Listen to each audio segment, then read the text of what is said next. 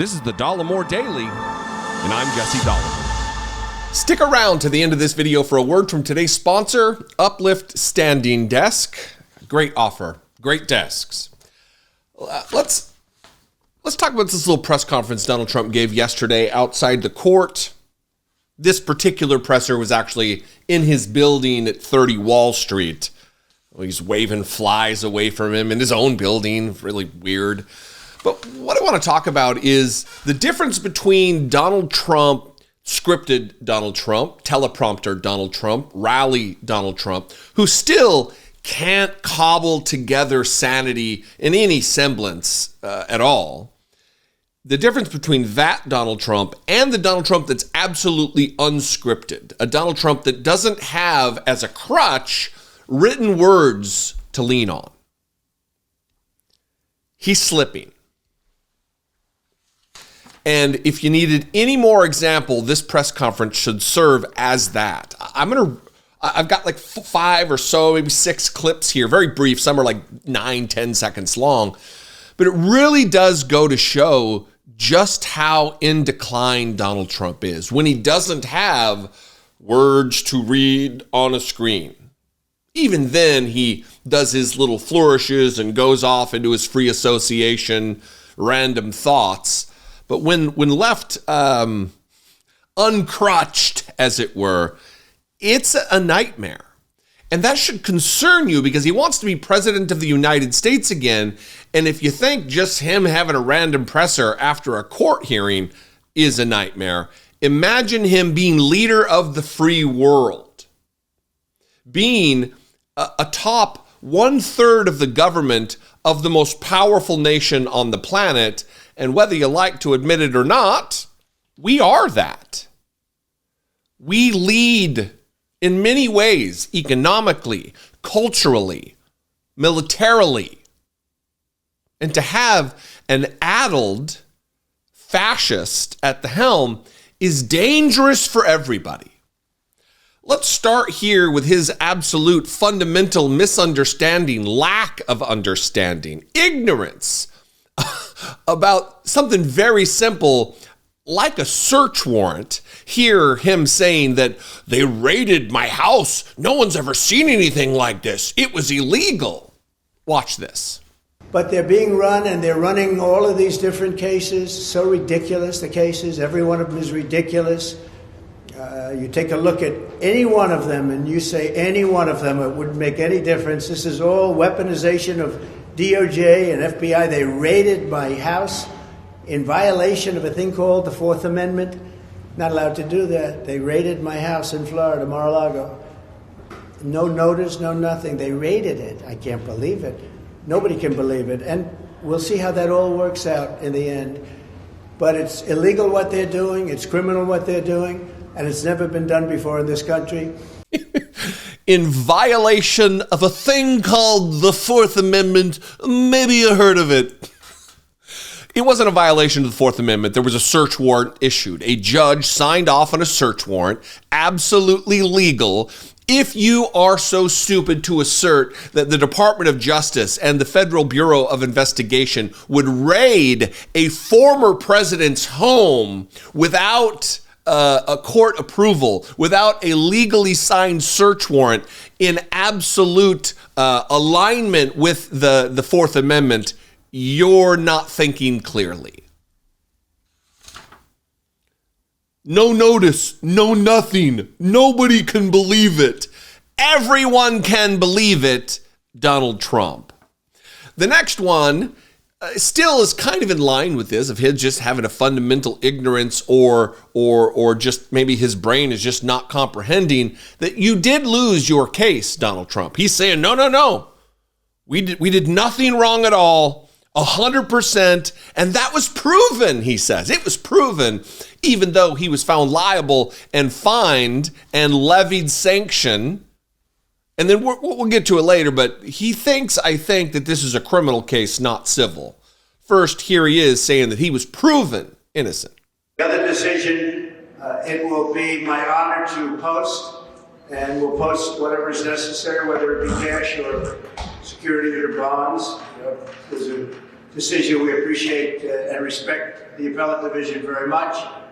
And we will, I think, do very well in that whole thing. We have a judge who I believe is a crooked judge and a crooked attorney general. Absolutely crooked. We did nothing wrong at all, 100%. And that was proven, and everybody there said it was proven. All you have to do is read the legal scholars, and you see that it was proven. But we will continue with that, but we appreciate very much the decision of the appellate division. Thank you very much. Everybody there said it was proven.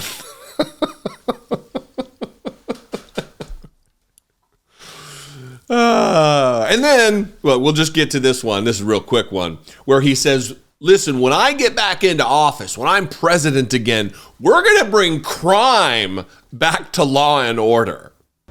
And we'll bring crime back to law and order. We're going to get those words law and order back because our cities are a disaster. Now, absolutely, that's just the slip of the tongue.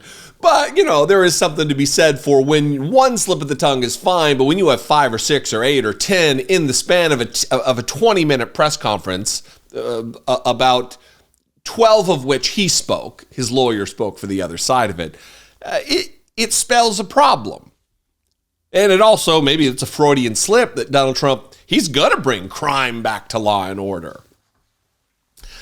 Here is what I was talking about this is no crime. No crime was committed. No crime. I mean, maybe a misdemeanor, which is a crime. But I guess we'll talk about the fundamental misunderstanding after the clip. Watch this. Many of the legals, I think almost every single one of them, that's not even a crime. We're being tried for something that's not even a crime. They say at most it's a misdemeanor, but there's no misdemeanor either. So we have violent criminals that are murdering people, killing people. We have drug dealers all over the place, and they go free and they can do whatever they want. But they go after Trump when there's not even a crime. No crime. At the most, it's a misdemeanor. One, this was a civil case. It wasn't a criminal case. You certainly broke statutes, and you were held accountable for that. Found liable for this behavior, for this fraud.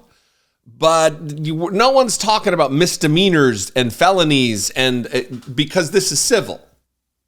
It's the same mistake that Judge Jeanine Pirro made on Fox News. I'm not going to play the clip of it, but misunderstanding what a bond is in this case. And it's not bond for release, it's bond to be able to appeal. Anyway, that's when things really started breaking down and getting a glimpse into the dementia and the madness of Donald Trump was when he proclaimed that Andrew Cuomo is the current seated governor of New York.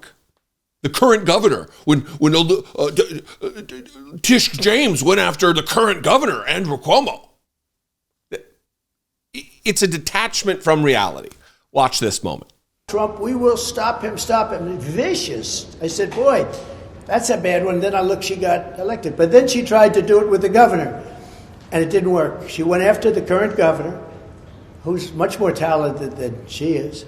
She went after the current governor. She was very nasty, and she polled at about 3%. She polled at nothing, and after 6 weeks or 7 weeks, she pulled out of the race. She ran for governor, on what she was doing to me. She thought that would work. It didn't work.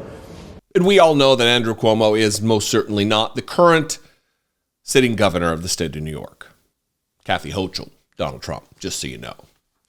Things did take a bad turn, a scary turn at the end there when questions started being peppered at Donald Trump about his possible use or openness to the possible use of foreign money to pay his bills, which again, I mean, I've gone on about this for who knows how long now.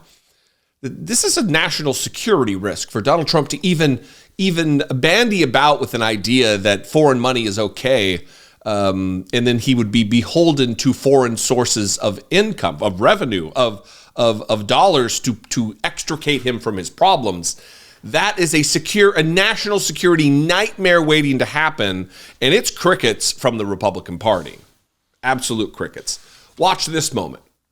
Would you ever accept money from a foreign government to pay the bond or their fines or? No, I don't do that. I think you'd be allowed to, possibly. I don't know. I mean, If you go borrow from a big bank, many of the banks are outside of this. As you know, the biggest banks, frankly, are outside of our country. So you could do that, but I don't need to borrow money. I have a lot of money. I built a great company. No, I don't do that. But I think I could do that. I could do that. It doesn't instill in me confidence that Donald Trump is not either compromised or open to compromise. He's open to be compromised by a national hostile foreign power. Someone like a Vladimir Putin or some other despot out there sitting on a giant pile of money like Mohammed bin Salman. We already know Donald Trump's fondness for these characters. But it is alarming, not just that Donald Trump is so stupid and so willing to compromise himself, but that the Republican Party is here for it, that they're A-okay with this kind of talk, that they're not alarmed by the prospect that the leader of their party is inviting national security threats. Anyway, this is a nightmare waiting to happen. November, we have a choice. I'm confident that the vast majority of you in my audience are going to do the right thing. But I'm hoping that there's a few people out there who may start to see the light and start to make the right decision about what is best for the country. You may not like Joe Biden. That's fine. But the stark differences between Donald Trump and Joe Biden are just that. Stark. Self-evident. Anyway, I'd love to know what you think. You can call, leave me a brief voicemail, 714-576-4054. Of course, you can email me, daily@dollemore.com. If you want to help support the work, you can become a channel member on YouTube. Click the join button below the video on YouTube. You can go to my Patreon, patreon.com/IDoubtItPodcast. All those are great ways to help support. Make sure you're subscribed, like and comment and blah, blah, blah. Follow me on social media. I'm at Dollemore. And stick around for a very brief word from today's sponsor, Uplift Standing Desks. Many of you already know this about me, but I love a good hack. Whether it's a simple trick like skinning ginger with the back of a spoon or fancy tech like the daily health data that my watch gives me, it is thrilling to find a better way. My most recent hack? Uplift Desk. I have been using an Uplift standing desk for several months, and it has completely improved my show prep and my workflow. Not only that, standing and moving around more during the day improves my focus and helps me get my ideas and my circulation flowing. And I'm tapping into something because studies have shown using a standing desk increases your energy, and moving more instead of remaining sedentary lowers your risk of disease, which you all know is something that I'm more focused on lately. Elevate your work life and your health, literally. Go to upliftdesk.com/Dollemore and use code Dollemore at checkout to get 5% off and boost your well-being. Hailed as the New York Times Wirecutter's standing desk pick for 5 years running, Uplift Desk not only heightens your energy and productivity, they offer you a broad range of options too. Customize your own ultimate Uplift Desk by choosing from over 100 desktop styles and hundreds of desk accessories.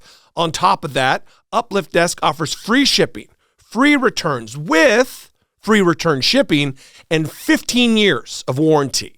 Stand up for your health and productivity. Stand up with Uplift Desk. Head to upliftdesk.com/Dollemore or just click the link in the description to score 5% off of your next purchase when you use code Dollemore at checkout. Work better and live healthier with Uplift Desk.